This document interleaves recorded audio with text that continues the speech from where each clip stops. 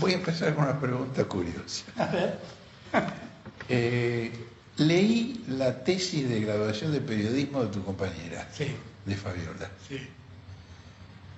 Me resultó muy interesante. Yo no la conozco a ella, más que de cruzarme cuando te veo a vos, pero... Y plantea una cosa que me resultó extremadamente interesante al analizar el conflicto de Clarín con el kirchnerismo. Dice que no fue ni un capricho de Kirchner ni de Mañeto, sino que hay intereses objetivamente opuestos. Sí, sí, yo lo creo. Quiero aclarar que no tuve incidencia en esa tesis. Yo la conocí ahí, la conocía de antes, pero la conocí ahí porque ella eligió hacer esa tesis y me reportó. Ahí la conociste, justamente. No, la conocía de antes, por una vez porque ella era becaria, ella estudiaba en la Universidad de Palermo y era becaria a su vez, y estaba en la parte de institucionales, se me habían invitado a dar una charla, una cosa así. Ahí la conocí. Pero cuando hizo su tesis, ahí me vino a ver y me entrevistó por ese tema. Pero la verdad que la tesis es su mirada, no es la mía yo lo sé, necesariamente. pero ella, digamos, analiza los editoriales de Clarín por un lado y los pronunciamientos de Kirchner por otro. Sí, es muy cierto. Y detecta la contradicción objetiva. Claro. Es que yo creo que es cierto eso. Pero eso pasa con Clarín y con muchos otros medios. Objetivamente es así. Ahora, pero si la contradicción es objetiva, ¿cómo te vas a manejar vos con ellos? No, lo importante es saberlo. Lo importante es saberlo. Y saber en qué campo juega cada uno. Eso es todo. Yo lo que creo es que hubo un momento donde el debate se circunscribió mucho a lo periodístico. Y lo que hay que entender es que son intereses que entran en contradicción muchas veces. Yo también tengo vos sabés que yo he sido bastante crítico de la ley de medios, pero sí creo que la ley de medios sirvió mucho para plantear el debate sobre qué intereses están detrás de los medios. Entonces eso quedó instalado y hoy cada persona que lee Clarín sabe lo que lee, el que lee La Nación sabe lo que lee, el que lee Página, el Tiempo Argentino sabe lo que lee. Con lo cual hay cierto tamiz que ya empieza a funcionar. Ese fue el verdadero éxito de la ley de medios. Plantear un debate que no es un debate de la Argentina, es un debate del mundo. El mundo entero debate hasta dónde llega la imparcialidad de los medios, por esos intereses que objetivamente tienen. Y que en términos periodísticos algunos llaman línea editorial. La línea editorial es, en este medio podés decir hasta aquí, porque de aquí en más empiezan a jugar los intereses de los dueños del medio. Pero me parece que es una lectura correcta. Me parece que es una lectura correcta, en el fondo eso fue lo que pasó. Vos renunciaste a la jefatura de gabinete en junio del 2008. 3 de julio. Julio del 2008, en desacuerdo con la forma en que el gobierno estaba manejando la relación con la sociedad rural. Vos tenías una posición más negociadora, digamos. Bueno, ahora llegás y una de las primeras medidas que anunciás La tiranía del leche. es una retención. Y ellos han reaccionado pintándose la cara. Sí, es una pena. Ese jefe de gabinete negociador del año 8, ¿cómo se para frente a esto en el año 20? No, igual. Yo voy a tratar de que entiendan que esto es una necesidad que tiene el país. Que en verdad a todos nosotros nos gustaría mucho más no tener que cobrarle más impuestos a nadie. Pero es el resultado de lo que ha quedado después de Macri. Esto sí hay que tenerlo muy claro. Porque hay que decirle a los jubilados que el Fondo de Garantía de Sustentabilidad en casi un 70% son papeles del Estado, porque Macri se llevó para poder financiarse todo el dinero de los jubilados. Entonces, ¿cómo recomponemos esa caja? Si no es cobrando más impuestos. ¿Y a quién se lo podemos cobrar? Y a los que más tienen, a los que están en mejor situación. ¿Y quiénes son los que están en mejor situación? Los que pueden exportar y cobrar dólares. Entonces, yo lo espero que lo entiendan, que no es un ataque al campo, porque el campo a su vez, irónicamente, es un socio muy importante para el crecimiento argentino, porque la Argentina, inclusive para afrontar sus obligaciones, necesita tener dólares. La Argentina no los imprime los dólares, solamente los contiene cuando exporta, ahí los consigue. Cuando exporta, consigue dólares. ¿Quiénes exportan? El petróleo, la minería y el campo. Son los tres sectores más exigidos. Es cierto, pero es por son los que más, en situación más cómoda están dentro de la incomodidad que la economía argentina tiene. Entonces, yo siempre he creído en la política del diálogo y eso no lo voy a cambiar. Pero también sé que soy el presidente y tengo el poder y que el poder me lo dio la gente, no me lo dio ninguna corporación. Y si no nos ponemos de acuerdo, entonces, bueno, tendré que ejercer el poder. Pero siempre intento que el primer punto sea tratar de ponernos de acuerdo. Pero no es algo caprichoso lo que estamos haciendo. Como no era caprichoso en aquel momento. En verdad, mi diferencia fue porque cuando ya todo había pasado y ya nos había ido mal con nuestro proyecto por el voto de Cobos, lo que yo planteaba es, ya está, demos vuelta a la página y sigamos con otra cosa. Pues si nos quedamos enredados en esto, no vamos a avanzar. Y hubo una gran vocación de quedarse enredados con eso en aquel momento. Eso fue el motivo que centralmente generó mi discusión. ¿Por parte de quién? Creo que de Cristina en gran medida. No es mi recuerdo, pero bueno. Ese es el punto donde nosotros dejamos de vernos durante muchos años. Pero yo me acuerdo que en aquel momento yo hablaba mucho con Cristina y con Néstor y yo les recordaba situaciones parecidas que otros presidentes habían vivido y que había que dar vuelta a la página. Y recordaba dos, me acuerdo. Un presupuesto donde a Lula le sacaron el impuesto al cheque, le sacaron de un saque algo así, no sé si dijera 20.000 millones de dólares, una cosa así. Y el tipo perdió ahí una enormidad y sin embargo siguió adelante. O el caso de Clinton con el Medicare, que era la famosa reforma médica que Hillary impulsaba cuando Clinton era presidente y él no la pudo lograr y sin embargo siguió adelante. Y yo decía, bueno, nos pasó esto, ya está, olvidémonos, sigamos adelante. Como está siguiendo adelante ahora Axel a pesar de que le rechazaron la ley impositiva. Exactamente, ¿no? que es algo, hoy lo hablaba y ayer lo hablaba con algunos intendentes de la oposición, del PRO, es increíble, es no reconocer el estado en que dejaron las cosas. Nadie está contento de aumentar impuestos. Obviamente que quisiéramos que la Argentina se mueva sin tener los problemas fiscales que la Argentina tiene, pero los problemas fiscales son el resultado de la política de 4 años del gobierno de Cambiemos. No es que Axel llegó hace un mes y hizo un estrago en las cuentas, encontró un estrago en las cuentas públicas. Es algo muy raro, ¿no? Porque son los mismos que te exigen, por un lado, que tengas una... rigor fiscal. Rigor fiscal. Y cuando sos riguroso fiscalmente, te castigan porque sos riguroso. Pero lo que pasa es que vos sos un rigorista fiscal muy original. ¿Cómo es eso? Y te la agarrás con los poderosos. Bueno. Ellos están acostumbrados a agarrarse con los débiles. Claro, pero ese es el contrato social que tenemos. O sea, cuando a mí me discuten si hice un ajuste o no, yo la verdad es que no tengo problema. Si el ajuste es poner las cuentas públicas en orden, hice un ajuste. El problema es quién paga el ajuste. Y nosotros en eso vamos a cumplir lo que dijimos en campaña. Esta vez el ajuste no lo pagan los que menos tienen. Y es exactamente lo mismo que hace Axel. Porque cuando Axel propone impuestos sobre el campo, por ejemplo, ese impuesto es un impuesto para 200 tenedores de campos de más de 2.000 hectáreas. No es para el pequeño chacarero. De valor chacarero. de varias decenas de millones de dólares. Exactamente, no es para el pequeño chacarero.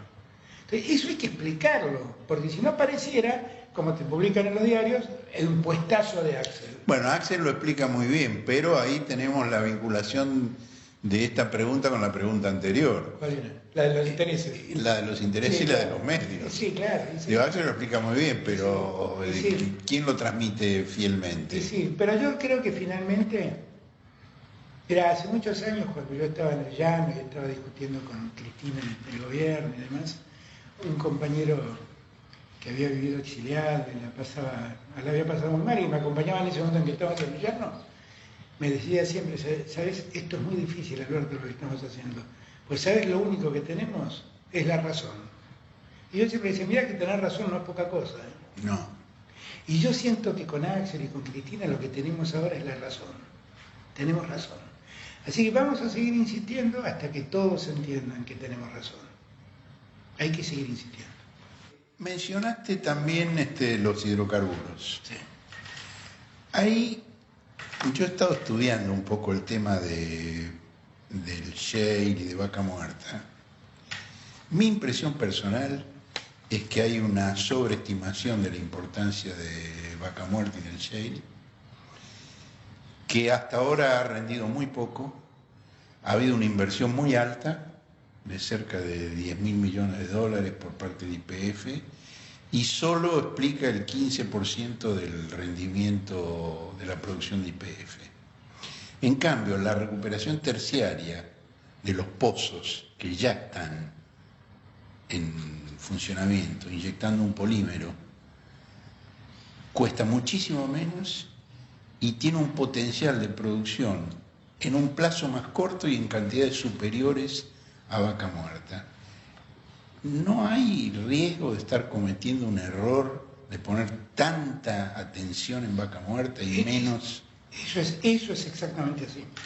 Ese panorama que vos expresás es exactamente así, pero tiene que ver con algo. La Argentina en algún momento se enamoró de Vaca Muerta, puso todos los esfuerzos y todos los incentivos en Vaca Muerta y desincentivó el resto de la producción convencional. Esto es lo que ha pasado. En la Argentina hay muy baja exploración para buscar nuevos yacimientos y hay muy baja explotación secundaria. Y nosotros, estoy hablando de terciaria. O terciaria. La secundaria es con agua. O terciaria, muy baja. Entonces, lo que yo creo que tenemos que hacer, y que es lo que estamos trabajando con Lanciani, es precisamente hacer un plan donde incentivemos todo. Porque hay que volver a incentivar la exploración, la explotación secundaria o la terciaria. Hay que volver a hacerlo. Porque efectivamente el costo es mucho menor. La producción no estoy tan seguro, porque efectivamente que la producción es el motivo por el cual todos se vuelcan al shale es que con una inversión más o menos parecida la producción es más alta. No, los datos que yo tengo son los contrarios. Eso es lo que con una inversión menor, la recuperación terciaria produce mayor cantidad. Bueno, igual lo que está claro, el diagnóstico es correcto. Porque lo que nosotros dejamos de hacer es, nosotros no, el gobierno de Macri incentivó tanto el tema de Vaca Muerta, dio tantas ventajas e incentivos, que la realidad desincentivó el resto de la producción. ¿Lanciani ha hablado con Nielsen? Sí. Sí, están permanentemente, sí. Porque a mí me parece que Nielsen está enamorado de Vaca Muerta también. Sí, pero es razonable también que esté enamorado de Vaca Muerta. Pero Lanciani no tanto, porque es el 15% de la producción de YPF. Lanciani es un gran contrapeso a eso. Lanciani es un gran conocedor del mundo energético, del tema energético. Así que pero esta observación que vos haces es justamente el primer análisis que me hizo Lanciani. Qué bueno. Te planteo otro tema donde veo alternativas que no sé si están claras para ustedes y me interesa mucho conocer tu opinión. Nosotros tenemos un problema de balanza de pagos, tenemos un problema de dólares, tenemos un problema de reactivación necesario. Macri dejó el peor de los mundos posibles, esta inflación. Es decir, que si vos volcás recursos para reactivar, corres el riesgo de que crezca la inflación. Y si restringís para frenar la inflación, profundizás la recesión. Es decir, ha dejado el peor de los mundos posibles. Frente a esto, hay dos alternativas claras. Una es apostar a la inversión en cosas como las que estábamos hablando, en el complejo agroindustrial y en el complejo minero hidrocarburífero, para aumentar las exportaciones. Ahora, Macri no es la única plaga que padecemos. El mundo está en contra nuestro también. Sí. Estamos en vísperas de una recesión global. Y nosotros podemos aumentar la producción para exportar, pero no está escrito que nos van a comprar lo que querramos exportar, porque nosotros no tenemos la capacidad de decisión en ese sentido. En cambio, sí podríamos invertir en actividades que generan más empleo y que no tienden a aumentar la exportación, que no depende de nosotros, sino a reducir la importación, es decir, a sustituir importaciones. ¿Cómo ves esa alternativa? Pero es que todo es como simultáneo, ¿no? La Argentina todavía depende de muchos insumos importados para poder producir sus bienes. Y eso es una consecuencia explícita de la política de Macri. Por la verdad, en la época de Cristina eso no era así. Cristina trabajó mucho para sustituir importaciones. El otro día, sin ir más lejos, fui a una fábrica acá en 3 de febrero que hacen mangueras y caños plásticos, y ellos me contaban cómo trabajaban en el 2015, cómo trabajaron, porque fueron sustitución de muchas importaciones, abrieron las importaciones y mataron su producción. Entonces se quedaron reducidos a un mercado interno, pero no para ofrecer subproductos para el producto en general, sino para el consumidor directo. Entonces hacen mangueras, hacen cosas que vos y yo por ahí compramos para la casa o para la construcción. Entonces, eso que decís es correcto, pero hay dos cosas, me parece a mí. Lo primero que hay que entender es que el mundo está complicándose, sin duda. Lo que acaba de pasar en Irán, las políticas que surgen del Brexit de Estados Unidos, son políticas que tienden a complicar el comercio internacional. Eso es exactamente así. Ahora, nosotros tenemos también un deterioro en el mercado interno que uno no puede soslayar. La Argentina lleva 2 años consecutivos de caída del consumo. Es un récord único en la historia. Entonces, esa caída... 3 de 4 años de Macri. Claro, esa caída del consumo lo que hace es haberte reducido muchísimo al mercado. Y nosotros esto tenemos que tender a expandirlo. Que en la Argentina de hoy se vende 1/3 menos de leche, es un delirio. Es algo que debería avergonzarnos. Entonces, nosotros tenemos primero que volver a reconstruir el mercado interno. Y reconstruir el mercado de consumo es el mercado interno es volver a poner capacidad de consumo en el bolsillo de la gente, que es lo que estamos haciendo. El plan alimentario son 100.000 millones de pesos aproximadamente que se vuelcan al alimento de los que más necesitan. Entonces vamos a decir, bueno, pero eso solo reactiva la actividad de los que producen alimentos. No, porque el dueño del supermercadito ya empieza a usar eso para otros fines. La plata que recauda vendiendo más lo empieza a usar para otros fines. Entonces me parece que nosotros tenemos como etapas. Una primera etapa que es volver a reactivar el mercado interno. La Argentina es un país que produce el 70%, consume el 70% de lo que produce. Entonces, volver a reactivar eso es muy importante. Y después... Y el consumo es el 70% de lo que se produce en Argentina. Demanda agregada. Claro, entonces lo que nosotros necesitamos es empezar por ahí, volver a promover el consumo para que la producción empiece otra vez a funcionar, volver a generar exportaciones, básicamente con esos sectores de los que vos hablás, y empezar a generar producción de elementos que hacen esa producción, pero que sustituyen importaciones. Un ejemplo muy interesante, voy a hacer publicidad acá, es Toyota. Toyota es el único productor de autos que se ha mantenido más o menos en el mismo nivel de ventas siempre. Y es muy interesante lo que hizo, porque, por ejemplo, detectó una vez en Campana una empresa de tapizados, de sillones, que se quebraba, y fueron ellos a ayudar a levantarla y le dieron toda la producción de los sillones de los autos a esa empresa, que hoy es una empresa líder. Y hizo todo lo necesario para producir con producción argentina. Y cuando el mercado argentino cayó, salieron a buscar a otros mercados. Cuando cayó Brasil, cayó Argentina, salieron a buscar otros mercados. Es muy interesante lo que hizo Toyota. Ahora, es la mosca blanca. Es la mosca blanca, absolutamente. Porque no es lo que hace el conjunto de la industria. Absolutamente. No, de hecho, un auto en Argentina, más allá de Toyota, porque Toyota también tiene incorpora mucho producto importado, ¿no?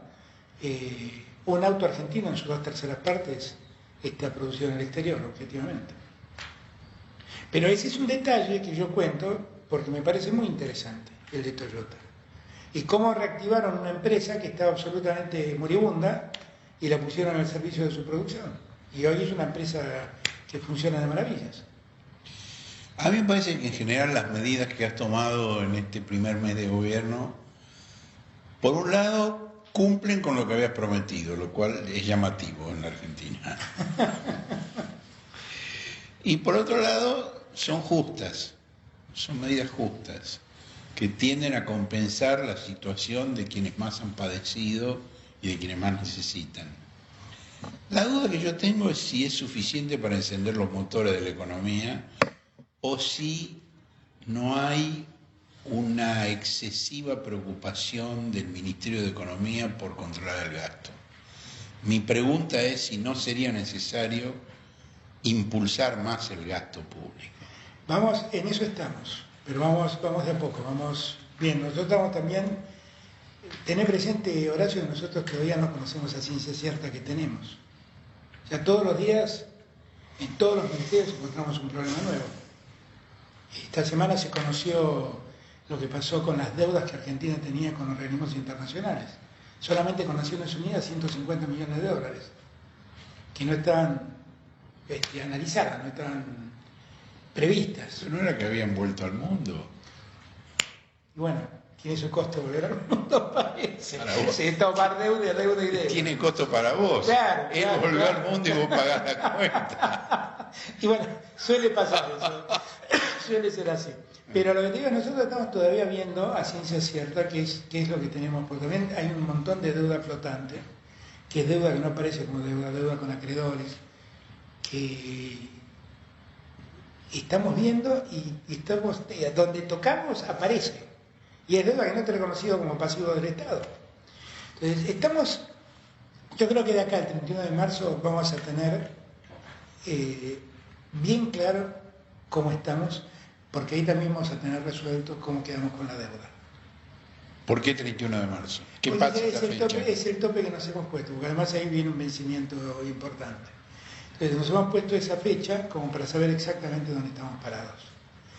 Y en el mientras tanto ir conociendo y ir activando todo lo que podamos la economía.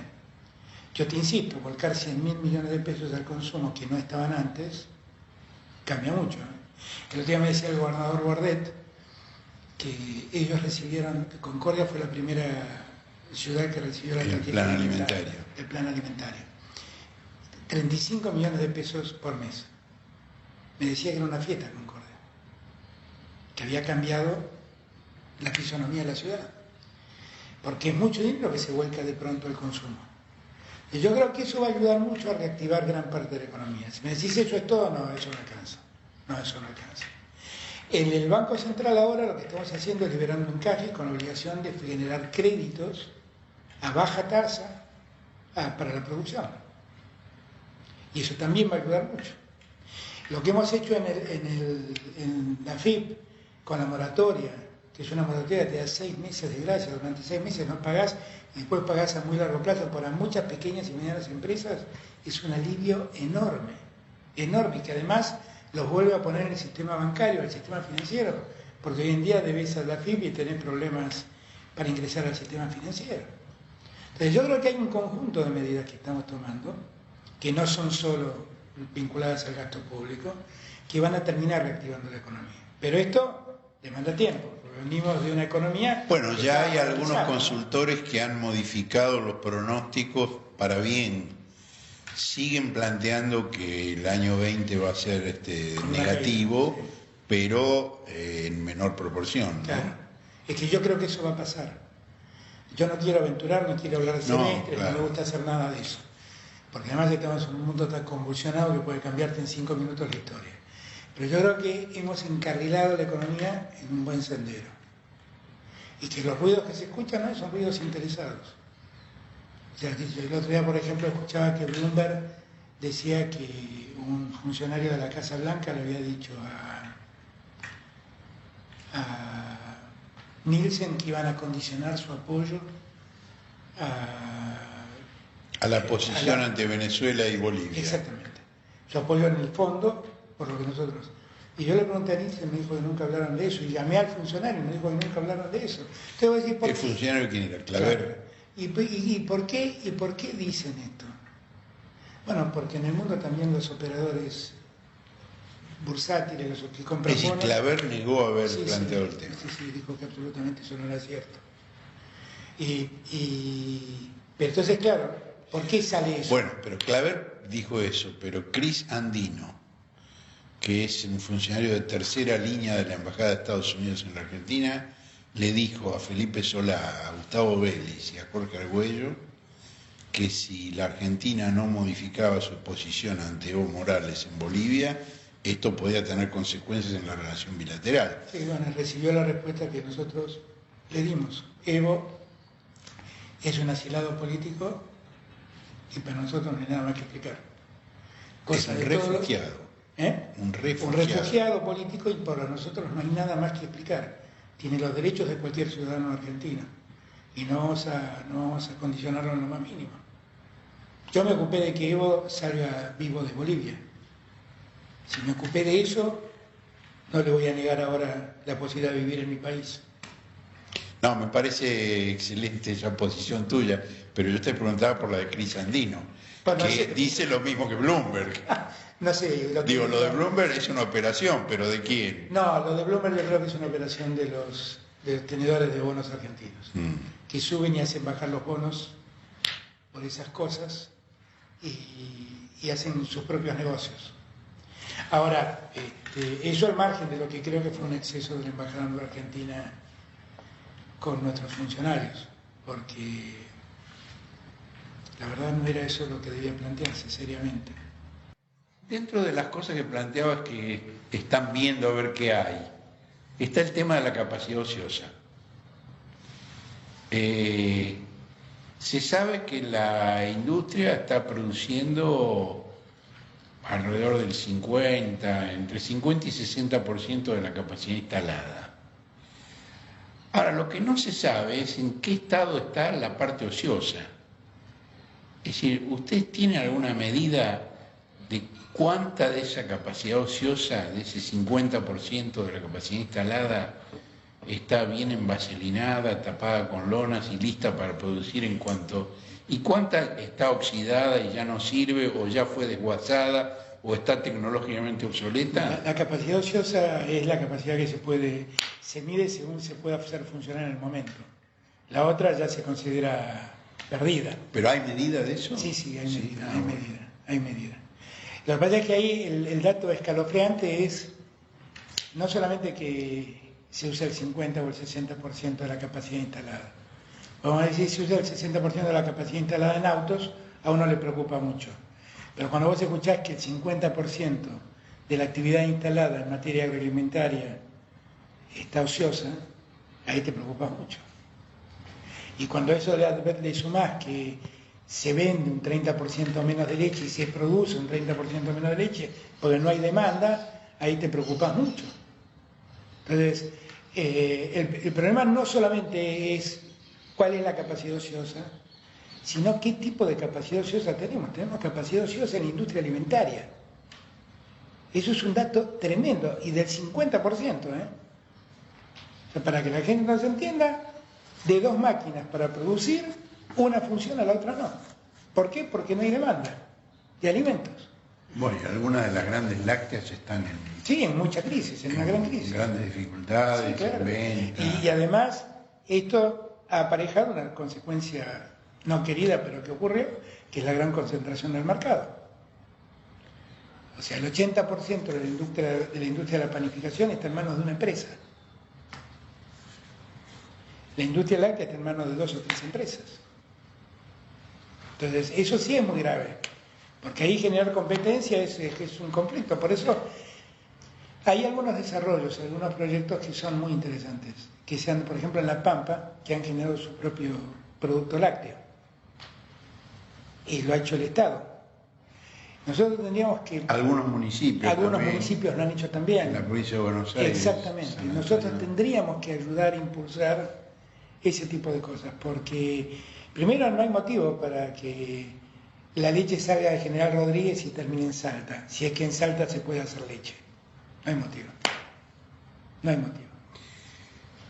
¿Cuándo crees que la emergencia habrá dejado lugar para pensar en todas estas cosas? Yo confío que en 180 días. En 180 días ya vamos a haber pasado el 31 de marzo, ya vamos a tener un escenario más estable y espero que no necesitemos prorrogar más esos 180 días. Pero si hiciera falta prorrogarlo, lo prorrogaríamos, eso está claro. Vos sos el primer presidente de la historia argentina que llega conociendo cómo funciona todo. ¿Ah, sí? No ha habido nunca otro antes que llegara con la experiencia que llegaste vos. Todos aprenden en ese sillón donde estás vos ahora. Sí. Ahora, 21 ministerios es una cantidad razonable. Sí, porque también no nos engañemos. Cuando es exactamente el mismo gasto que teníamos y un poquito menos. ¿El mismo? El mismo gasto que teníamos. Yo no me refiero al gasto, me refiero a la complicación burocrática, no, porque además la jefatura de gabinete tiene lo agilizamos, otras tantas secretarías. Lo agilizás mucho, al contrario, lo agilizás mucho, porque cuando la Secretaría de Salud era secretaría y dependía de Acción Social o de Desarrollo Social, no me acuerdo cómo se llamaba, para sacar una decisión necesitaba la firma de otro ministro y la intervención de otro ministerio. Eso hoy desaparece. Y en términos de costo es exactamente el mismo. Cuando Macri dijo que achicó el Estado, fue toda una ficción. Porque el secretario... Achicó algunas cosas y agrandó otras. No quieras saber además los gastos. Llenó el Estado de ñoquis. Yo ayer hablaba con Sergio Massa y me comentaba algo de que Malena había detectado en ICE. Y yo pedía que lo cuente, que son los sueldos. Y que cuente lo que se pagaba por despidos de gente que simplemente se iba porque había terminado su mandato político. Y se consideran despedidos y cobran indemnizaciones increíbles. Entonces, y la cantidad de funcionarios que contrataban con sueldos como asesores externos, con sueldos de 150.000, 200.000 pesos, en todos los ministerios.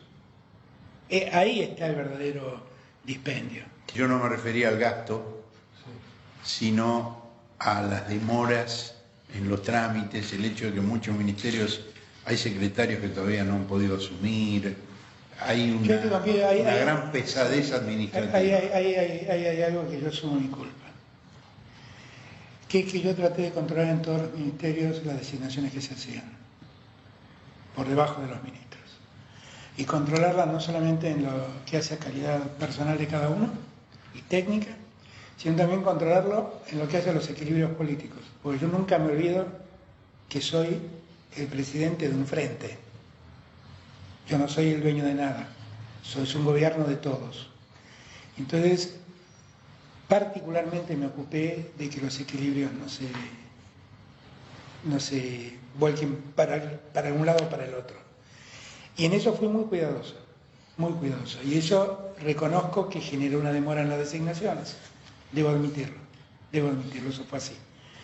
Después hay otro tipo de problemas con los que nos encontramos, qué sé yo. Por ejemplo, nos encontramos con que toda la firma ahora es electrónica y funciona con un pendrive que vos autorizás y decís va mi firma.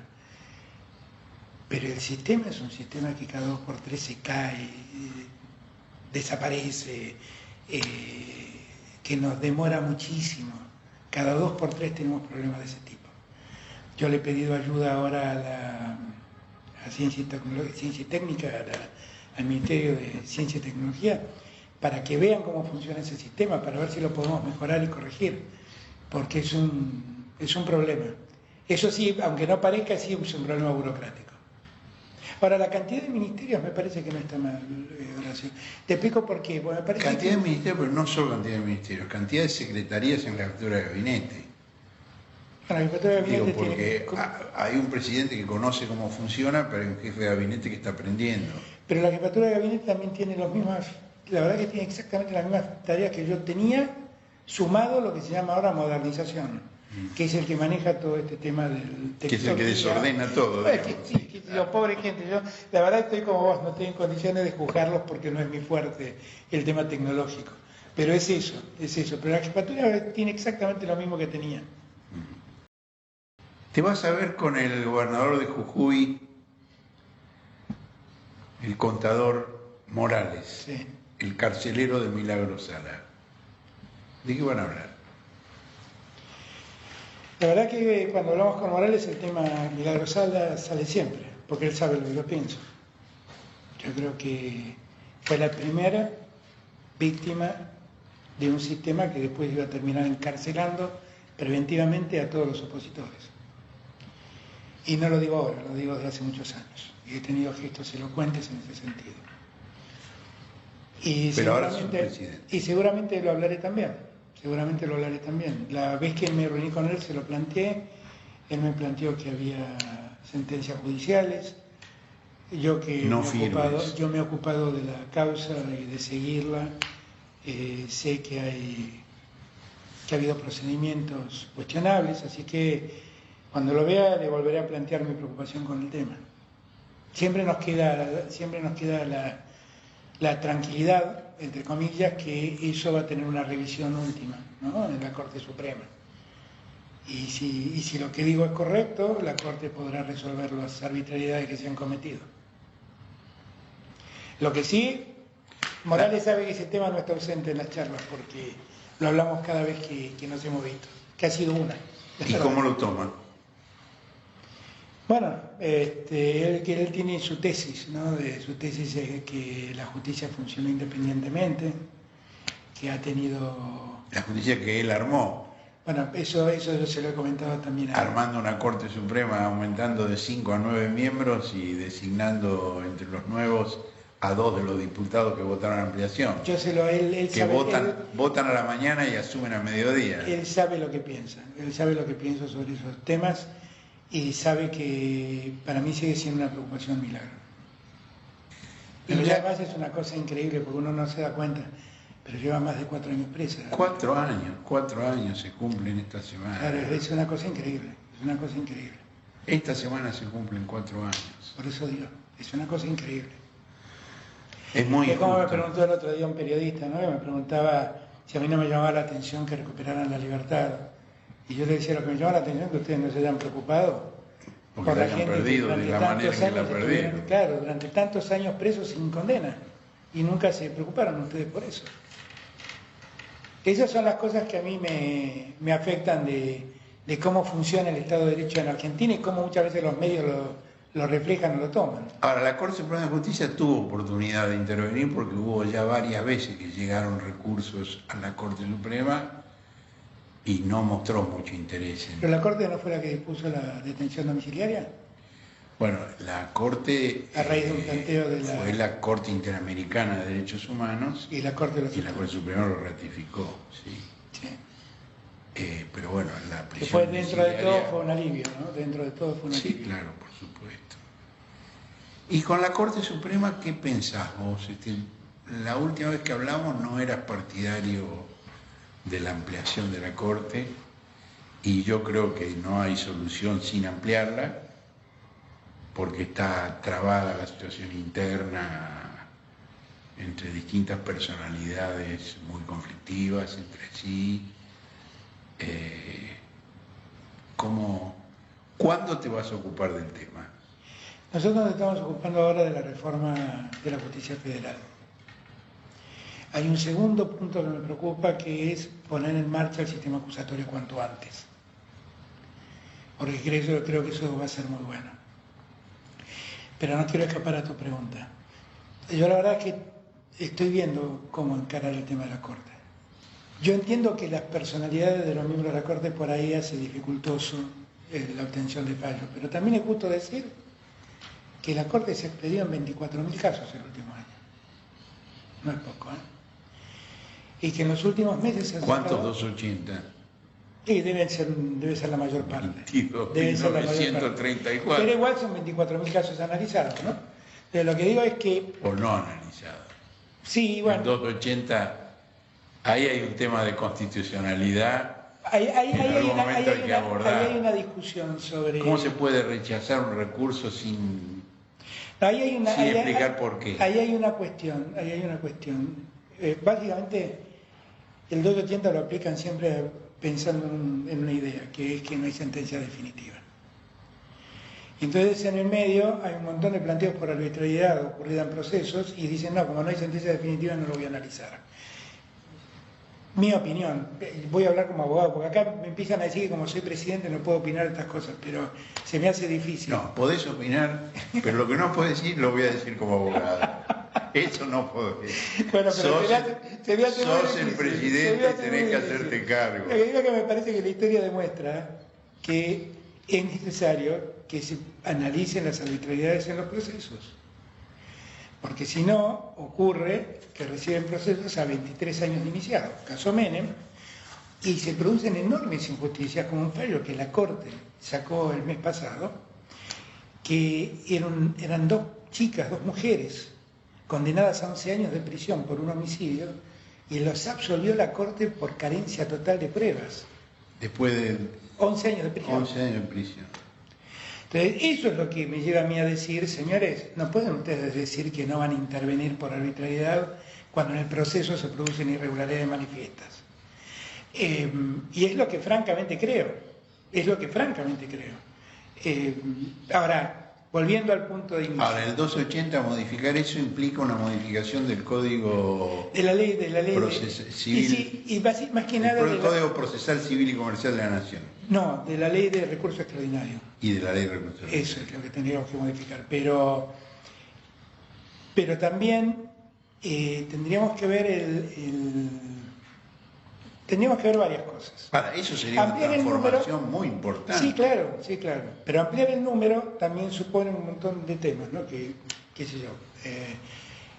Pensemos que tenemos 5 miembros que, según decís vos, por su personalidad son difíciles de conciliar. Entonces nombramos 4 más. ¿Qué nos garantiza que 9 van a conciliar su personalidad? Poco y nada. Si, como alguna vez pensé, dividiéramos en salas, ahí tengo un artículo de la Constitución que me hace un poco de ruido, que dice, la Constitución dice, una Corte Suprema resolverá. Es una Corte Suprema dividida en salas. Claro, pero ¿qué quiere decir? Lo que no prohíbe... ¿Qué quiere decir? ¿Que una sala preopina y todos adhieren? ¿O que una sala resuelve? Son todas cosas que tenemos que ver. Lo que sí creo es que deberíamos revisar si es el mejor modo de funcionamiento el que hoy la Corte tiene. Eso creo que deberíamos pensarlo. Por ahí la conclusión es que tiene que seguir funcionando así. No, el ejemplo que diste del 280... No, eso es claro, eso es otro tema. Y además hay un tema de fondo, y es que el 280 es una sentencia que no, sin fundamentos. Sí, claro. Y eso es antirrepublicano. Sí. La sentencia tiene que tener fundamentos. Sí, igual el fundamento implícito es que no es sentencia definitiva. No siempre. Hay 280 que se aplican. No es porque no sea sentencia. Es porque el 280 generalmente se aplica porque las condiciones del recurso extraordinario no se dan. Y generalmente la condición implícita siempre es que no es sentencia definitiva. Pero no va en desmedro de lo que vos decís. Porque lo cierto es que terminás con esas realidades, con juicios de 30 años, y como esperás la sentencia definitiva, no resolvís después. En el año 30 tenés que revisar lo que se hizo el primer día. Es tremendo. Es tremendo que eso pase. Ahora, vos hablabas de la reforma de la justicia federal. Yo veo que hay un ánimo de resistencia y que están preparando las lapiceras para firmar cautelares, para oponerse. Bueno, yo no sé, yo espero que todos entiendan que lo que nosotros necesitamos es hacer que esto funcione bien. Y están trabajando. Estamos trabajando y esperamos. Están hablando. Es un tema para mandar extraordinarios, inclusive, ¿eh? Ya lo tenemos muy avanzado. No, pero digo, si están trabajando sobre la actitud de los jueces para que entiendan la necesidad, no, para que cierren la lapicera. Yo la verdad, lo que quiero que todos entiendan es que así no estamos funcionando bien. Como yo siempre digo, estas cosas que uno propone no las hace en desmedro de alguien, las hace en favor de todos. Un par de malos jueces federales terminaron ensuciando a toda la justicia federal. Y la verdad no es justo. Yo ya no hago más nombres porque como soy presidente me lo prohíben, pero ya lo he dicho en su momento. Yo no sé si es un par de jueces federales o es una forma de funcionamiento. Es un sistema judicial hoy en día. Hoy es un problema sistémico. Es estructural. Hoy es un problema sistémico, claro que sí. Pero hay jueces federales a los que uno tiene que dejar a salvo. Y ahí yo creo que hay algo que ocurrió cuando vos eras jefe de gabinete que tiene cierta importancia y es la utilización del servicio de inteligencia como auxiliar de la justicia. Que eso lo fomentó Néstor cuando vos eras jefe de gabinete, porque estaba preocupado por la ola de secuestros en la provincia de Buenos Aires. Sí. Y a partir de ahí se fue extendiendo, digamos, La verdad que eso sirvió de excusa para que se genere un vínculo espurio entre el sistema judicial, entre el Poder Judicial y el sistema de inteligencia. En verdad eso fue producto de que efectivamente, fundamentalmente en el caso de Bloomberg, la Secretaría de Inteligencia de entonces resolvió el caso, lamentablemente terminó con Axel Bloomberg muerto, pero el caso fue resuelto, se encontraron los autores, y ahí hizo un trabajo muy profundo, y en muchos secuestros la CIDE trabajó bien. El caso del padre de Pablo Echarri, me acuerdo también, trabajaron mucho y trabajaron bien, entonces nos llevó a nosotros a pensar que ellos podían auxiliar a la justicia en esos temas. Ese auxilio después se convirtió en algo espurio, claramente se convirtió en algo espurio. Entiendo que esa facultad, esa función va a ser transferida al Ministerio de Seguridad, ¿no? ¿Cuál función? La función de auxiliar de la justicia en caso de Claro, eso delitos. no es un tema de inteligencia. Pues la inteligencia en Argentina no es para hacer inteligencia interna y la inteligencia criminal es inteligencia interna también. Eso lo tiene que hacer al Ministerio. Exactamente, al Ministerio de Seguridad. Eso es algo que estamos trabajando con Sabina Fredrich. Mucho. Va a ser así eso. Debe ser así. ¿Cuánto tiempo dura la intervención a la Agencia Federal de Inteligencia? 180 días creo que es. Y después de esos 180 días, ¿dónde va a parar la Inteligencia Estratégica Nacional? Bueno, eso es algo que le he pedido a Cristina Camaño que podamos resolver juntos, porque tampoco sé muy bien qué es lo que tenemos ahí adentro. Ahí tenés otro caso. Llega y se da cuenta que en el último mes de arriba efectivizan 500 agentes nombrados por ellos. Que ahí hay de todo, obviamente. Nosotros ahí tenemos que ver bien cómo eso funciona. Yo la idea que tenía era que la inteligencia criminal vuelva al Ministerio de Seguridad, que la inteligencia militar siga funcionando donde está, y que la inteligencia estratégica en algún momento pensé que podía pasar a Cancillería, pero me parece que no es una buena idea mezclar la relación diplomática con la inteligencia. Y entonces allí podría seguir funcionando la inteligencia estratégica, que es la inteligencia externa. Ver qué riesgos padece la Argentina frente a lo que pasa, ¿no? Es cierto que no es buena idea mezclar inteligencia y relaciones exteriores. ¿Y por qué culto están relaciones exteriores? Bueno, siempre estuvo en relaciones exteriores su justicia, siempre estuvo en uno de los dos lados. No me hagas preguntas difíciles, no tengo idea. No sé por qué está allí, pero históricamente estuvo siempre en uno de los dos ministerios. Está bien, bueno, entonces te voy a hacer preguntas fáciles entonces. ¿Cómo viene la baja de la tasa de interés que fija el Banco Central de acuerdo a las facultades que le da la Carta Orgánica reformada? Viene bajando sostenidamente. Llevamos bajados alrededor de 8 o 9 puntos y tenemos que seguir bajándolos. Y vamos a seguir bajándolos. Y la idea... Todavía están por arriba de la inflación. Nosotros queremos seguir bajando eso. Queremos seguir bajándolo. Es fundamental eso. Y sí, eso también es parte de la reactivación económica. ¿Quién toma créditos con tasa del 60%? Nadie.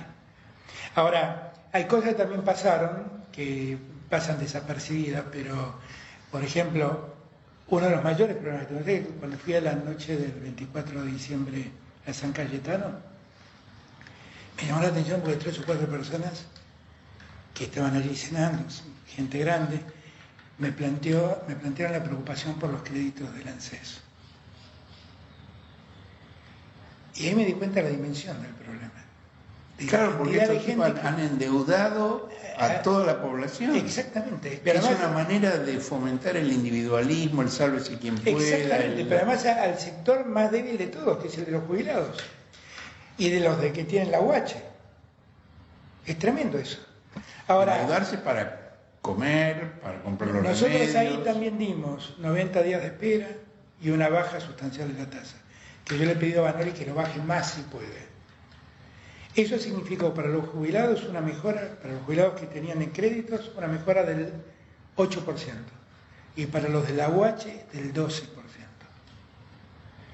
Ese es dinero que les queda en el bolsillo para poder consumir mejor. Y durante 3 meses dejan de pagar. Nosotros tenemos que tender a bajar la tasa de interés, mucho más todavía, mucho más. Por eso también estamos, esto que yo te decía de liberar encajes con sentido productivo, es liberar encajes con sentido productivo y a tasa más baja. El tema de la tasa también tiene mucha importancia en el tema de la deuda externa.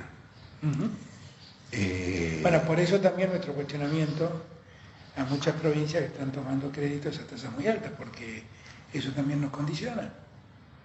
Provincias que toman créditos avalados con regalías y pagan 8 puntos de tasa. ¿Cómo es eso? En un momento en que en la que el mundo tasa no lo paga, internacional claro, es neutra. es neutra e incluso negativa. Negativa en algunos casos, como Alemania está, Japón, claro. está cobrando para Claro, recibir depósitos. Claro. Ahora, usted está tratando de conseguir de los acreedores y del Fondo Monetario una suspensión de los pagos por un lapso que según las fuentes es de 2 o de 4 años. Creo que en una conversación previa me dijiste que la aspiración era 4 años. Ahora, ¿qué pasa con los intereses si se suspenden esos pagos durante 2 o 4 años? Eso es parte de lo que se capitalizan o no. Claro, esa es parte del debate que tenemos, de la discusión que tenemos. Lo que acá todos tenemos que entender es lo que nos ha pasado. O sea, nosotros estamos en la situación en la que estamos esencialmente por culpa del gobierno anterior, pero con un partícipe necesario que se llama Fondo Monetario Internacional, que cuando el sector privado le dijo a la Argentina no te presto más porque no me podés pagar, él vino y le ofreció 57.000 millones de dólares. Con esos 57.000 millones de dólares pagaron parte de la deuda que se la terminaron llevando, o sea, cobraron la deuda y se la llevaron del país y nos dejaron lo que nos dejaron. El fondo tiene responsabilidad en esto que ha pasado.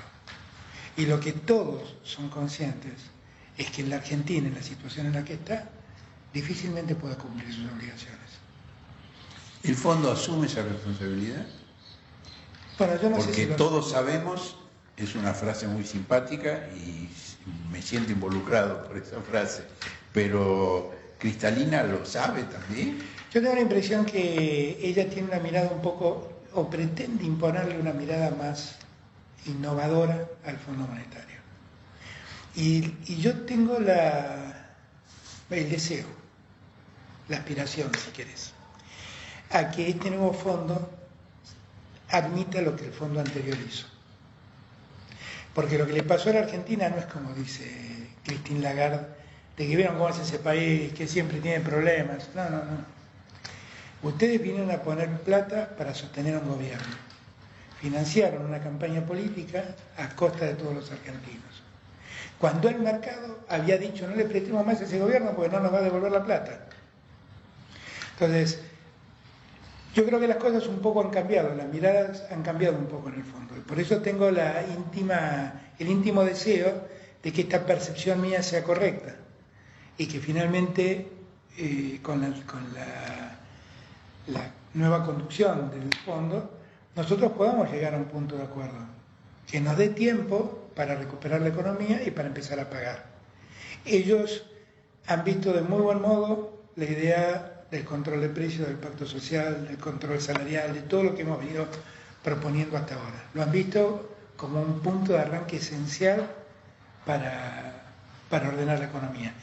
En épocas de Lagarde no hubieran visto con simpatía esto, no lo hubieran visto con simpatía, lo hubieran visto de un modo crítico. Entonces, a mí me parece que hemos tenido un buen inicio. pero me parece que queda mucho por delante. Y la verdad es que trato de hablar poco del tema fondo y del tema negociación, porque es una negociación y no hay que mostrarle las cartas, simplemente. Muy razonable, muy razonable. He visto que los trolls del gobierno siguen del gobierno anterior Sí. ¿Y cómo? siguen funcionando aceleradamente. Y la semana pasada vi un post de un señor con una foto, un señor de 60 y pico de años, que dice que el ministro Guzmán anunció a la agencia TELAM que van a disolver las Fuerzas Armadas porque consumen una parte muy grande del producto, del presupuesto. Un disparate mayúsculo, un disparate mayúsculo. La Fuerza Armada lo que tenemos que hacer es hacerla funcionar bien, simplemente. Tenemos que tener un buen ejército, una buena armada y una buena fuerza aérea. Y yo creo que tenemos ahora una generación de oficiales que tienen esa vocación. Y hay que hacerlo bien. A nadie se le ocurriría seriamente prescindir de las Fuerzas Armadas, y menos por un móvil económico. Porque yo voy a decir que tenés un móvil pacifista, por ahí te puedo entender, qué sé yo. Yo no lo tengo. Pero, mejor dicho, soy pacifista, pero no tengo esa idea de sustituir o eliminar a las Fuerzas Armadas. Pero decir una cosa así es una cosa delirante. No, es claramente un troll, incluso no me acuerdo ahora el nombre. No, pero yo inclusive... El nombre, el apellido era una palabra que en inglés quiere decir, no me acuerdo ahora, pero... Pero inclusive lo que hemos visto con el tema Venezuela. Primero salió diputados de la oposición a reclamar qué posición vamos a tomar nosotros. Salimos con un comunicado que dijimos lo de siempre. Nosotros necesitamos que se recupere el diálogo en Venezuela para que Venezuela vuelva a recuperar la plena vigencia de los derechos, la plena institucionalidad, para que no haya discusión sobre este punto. Llamamos a la comunidad internacional a sumarse a nuestro esfuerzo. Dijimos expresamente que son cuestiones internas de un país y que solo queremos colaborar, y terminaron diciendo que condenamos, que lo glorificamos a Guaidó y condenamos a Maduro. ¿Quién terminó diciendo eso? Los medios. Remember Fabiola. Es increíble, es increíble. Porque en todo caso mi crítica, o la crítica que lleva el mensaje, es a todos. Es a todos. Pónganse de acuerdo ustedes, ese es el mensaje. Ahora, tienen que designar las nuevas jefaturas de Estado Mayor de las Fuerzas Armadas y del Estado Mayor Conjunto.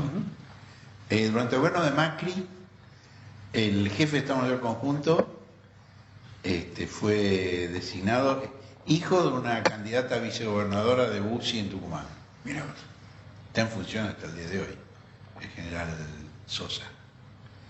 Y jefe del ejército fue designado el general Pascualini, yerno del coronel Atos Renes, condenado a prisión perpetua por la masacre de Margarita Belén, y cuya esposa, hija del coronel Renes, es una activa militante en las redes en contra del proceso de memoria, verdad y justicia.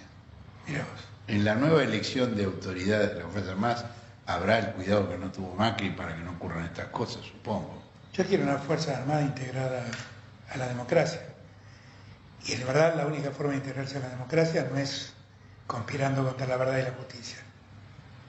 La verdadera democracia es la que se hace cargo de la verdad y la justicia, de donde hace cada uno que haya sido responsable de las atrocidades que se cometieron se haga responsable.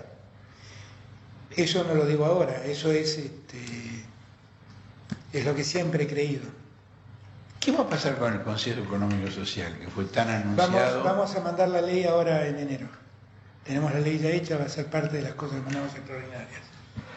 Yo creo que es muy importante eso, porque vamos a poder discutir políticas de futuro de otro modo, saliendo un poco de la coyuntura. Me parece que es muy importante que lo hagamos. Y es muy importante que todos tengan conciencia de la importancia que tiene eso. ¿Quiénes lo van a integrar? El Consejo pretende que estén representados de acuerdo a la temática todos los sectores involucrados, con una conducción que tendrá una presidencia que esté más allá del gobernante de turno, o sea, que tenga un mandato que exceda al mandato del presidente. y la idea que tenga acuerdo del Senado, o sea, que tenga una serie de formalidades para que la opinión y el hacer, el decir y el hacer del Consejo tenga mucho peso. No creo que tengan que estar en el Consejo los legisladores, porque precisamente los legisladores son los que tendrán que tratar las propuestas del Consejo en gran medida. Pero tienen que estar los actores, tienen que estar los actores. Si hablamos de educación, tendrán que estar los maestros, tendrán que estar el ministerio, tienen que estar los actores. Hay una versión que dice que el presidente del Consejo va a ser un señor cuyo nombre empieza con R y termina con Roberto Labaña. No, a mí me encantaría que él fuera, pero no. ¿Y a él? A mí me encantaría, yo con Labaña siempre digo lo mismo, tengo un respeto enorme. Es un hombre, yo conozco 2 personas a las que vos le das un problema y te traen 3 soluciones. Una de esas personas es Labaña. ¿Y la otra? Moroni, Claudio Moroni. El ministro de Trabajo. El ministro de Trabajo. Vos le das un problema y te traen 3 soluciones. Son gente de una capacidad singular, que además tiene una mirada sobre lo que le pasa a la Argentina muy parecida a la nuestra.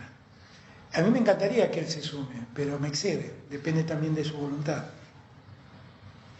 Hay mucha gente que estuvo cerca de él que nosotros hemos sumado al trabajo.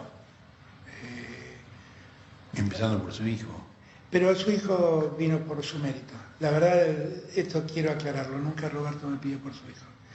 La verdad es que Marco tiene mérito propio. Fue una decisión mía de buscar un economista que no fuera parte del gobierno, que orgánicamente no perteneciera a ninguna fuerza nuestra, y decirle, hacete cargo de las estadísticas con toda cristalinidad, con toda transparencia. Pero hemos sumado gente que está trabajando con Roberto, 2 directores del Banco Central y gente cercana a Roberto. Nuestro embajador en Portugal es alguien cercano a Roberto, que los hemos incorporado para trabajar porque es gente valiosa, básicamente. Y para ampliar la base de sustentación del gobierno. Sí, también, pero yo la verdad es que yo valoro mucho a Labaña, valoro mucho, más allá de que él sea parte del nuevo gobierno, quisiera siempre poder tener la oportunidad de llamarlo por teléfono y escucharlo. Contame 5 cosas que hayas consultado con Cristina desde que asumiste la presidencia. No, 1000, todo. No, contame 5. No, el tema de la AFI, mucho de economía, la ley de emergencia,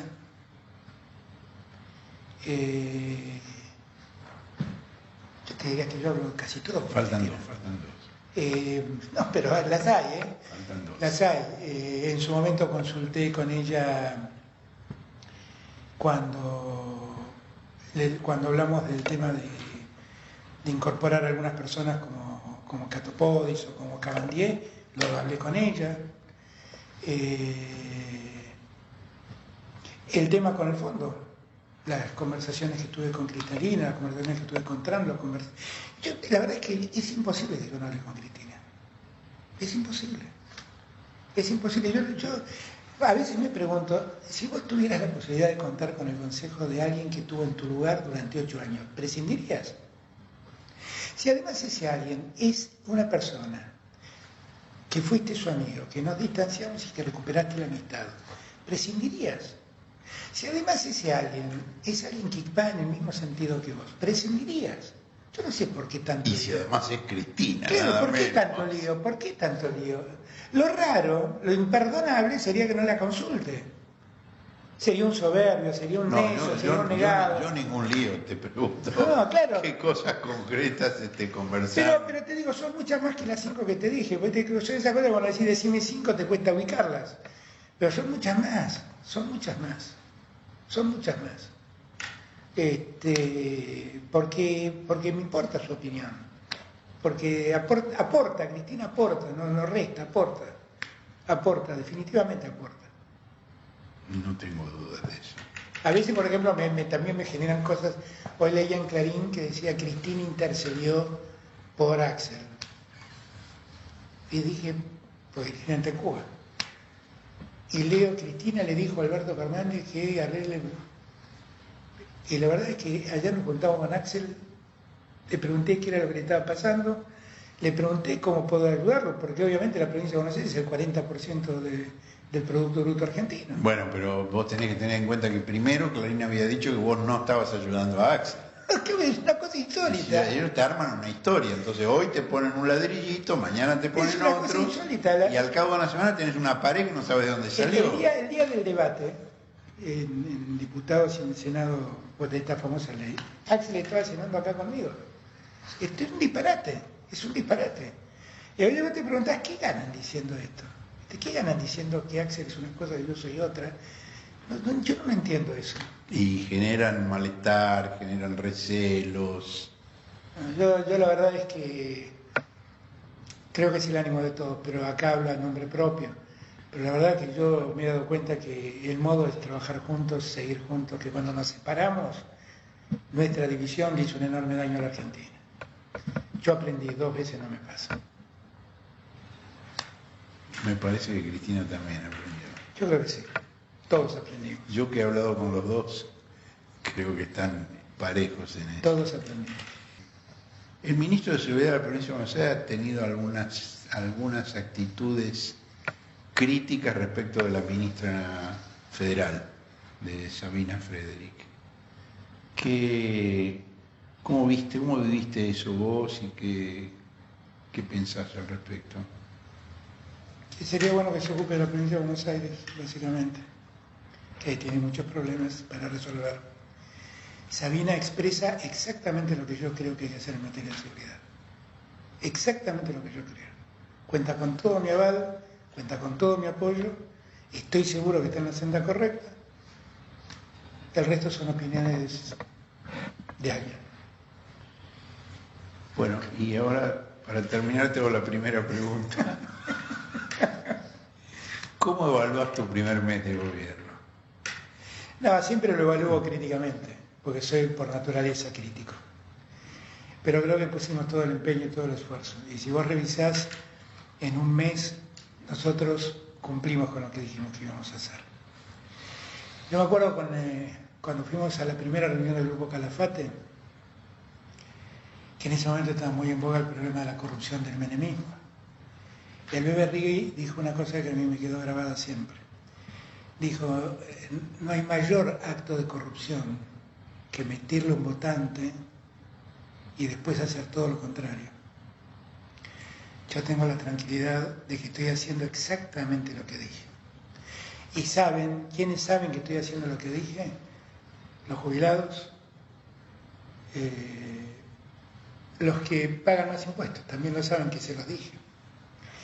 Los que trabajan también saben que se los dije, me iba a ocupar de ellos. Que iba a volver a promover el consumo, que iba a cuidar los precios para que se termine este desbande de ganancias extremas por parte de los supermercados y la industria agroalimentaria. Yo la tranquilidad que tengo es que en este mes pusimos todo el empeño, todo el esfuerzo. No hemos defeccionado en ninguna de nuestras promesas y vamos a seguir en ese rumbo. El tema de los precios que mencionaste, la inflación, que es la contracara, ¿viste? Vos aumentás esto, aumentás aquello, y después lo que hay que ver es que eso no se lo coma un aumento de precios, ¿no? Y vos planteabas el hecho de la gran concentración que hay, la gran monopolización que hay en cosas esenciales. ¿Se pueden controlar los precios sin atacar el tema de la concentración y la falta de competencia? Es que esa es una discusión vieja que tenemos siempre y que ahí es un tema que tengo que resolver. Nosotros tenemos los instrumentos legales para resolver eso. Para eso, la Comisión de Defensa de la Competencia es un instrumento formidable para poder resolver ese problema. Formidable. Y nosotros tenemos que usarlo, simplemente. Y ahí tenemos un problema, porque una cosa es que se te concentre, que no es bueno, ¿no? Pero la producción de lámparas de luz. Y otra cosa es que se te concentre la leche o el pan. Eso es un problema, Yo ahí creo que nosotros tenemos que tener un esquema que nos permita, donde hay mucha concentración, fijarle límites a las ventajas que saca el concentrador. Y todo lo que podamos hacer... Golpearlo impositivamente. Exactamente. Y todo lo que podamos hacer además por abrir el juego a otros. Yo de eso estoy convencido. Estoy convencido. ¿Está designado ya el titular de No. la Comisión de Defensa de la Competencia? Ahí tenés, ese es otro problema. ¿Y el Tribunal de Alzada? ¿El Tribunal de Defensa de la Competencia? ¿Está No, no está conformado? ninguno de los dos, ni la comisión ni el tribunal, ninguno de los dos. Porque ese es un déficit que arrastra a varios gobiernos. Sí, claro, por eso quiero elegirlos a conciencia. Labaña no quería constituir el tribunal, Pero prefería manejarlo desde la comisión. Claro, trabajamos siempre con la comisión, es cierto, eso es verdad. Pero no, pero hay que hacerlo, porque es una herramienta que existe, esa es la verdad, y que te ayuda a resolver estos problemas, Horacio. No tiene sentido no hacerlo. Lo que pasa es que hay que buscar también, pues tenemos que buscar personas equilibradas, que no tengan vínculos con los que pueden ser afectados por la acción de las comisiones, tenés que buscar gente muy distante del conflicto, ¿no? En el sentido de que no tenga ningún tipo de involucramiento previo. Claro, yo recuerdo, por ejemplo, en los primeros años del gobierno de Kirchner, cuando vos eras jefe de gabinete, Kirchner recibió una información sobre un macroeconomista muy especializado en el tema de cadenas de valor y decidió que fuera contratado por el Estado. Y luego la Secretaría de Comercio jamás le consultó, jamás le pidió que hiciera nada. Porque creo que durante mucho tiempo nadie valoró el problema de la cadena de valor. Y hoy es el tema. Hoy es el tema. Ver cómo a medida que un producto, desde que sale del productor hasta que llega a la góndola, va sumando valores y va sumando costos y cuánto termina valiendo finalmente. Ahora, ¿Y dónde está la ganancia de cada eso uno? lo sabía Néstor en el año 2003. Sí, Han lo que pasado sí, 17 años, lo no se que ha sí, corregido. no, pero Cristina lo hizo también en su época. En su momento Cristina ¿sabés con quién? Con Patricia Bacanarvaja lo trabajó mucho. Con Patricia, sí. Lo trabajó mucho seguramente. Ahora es imperioso hacerlo. Y vuelvo a repetir, no es en contra de nadie, es simplemente en favor de todos. Porque hay alguien, en esa cadena hay partes que llevan unas ganancias exorbitantes. Y eso hay que revisarlo. La Argentina es el único país, Horacio, que los planes de negocios se hacen a 5 años vista. Y la rentabilidad tiene que ser altísima porque quieren recuperar en 5 años la inversión hecha. Es el único país del mundo. En 5 años es el largo plazo. Sí, 5 años es larguísimo plazo, claro. Ese sí. Por eso, esa cultura tenemos que cambiarla nosotros, claramente. Te deseo de todo corazón Gracias, que puedas hacerlo. Muchas gracias. Te agradezco.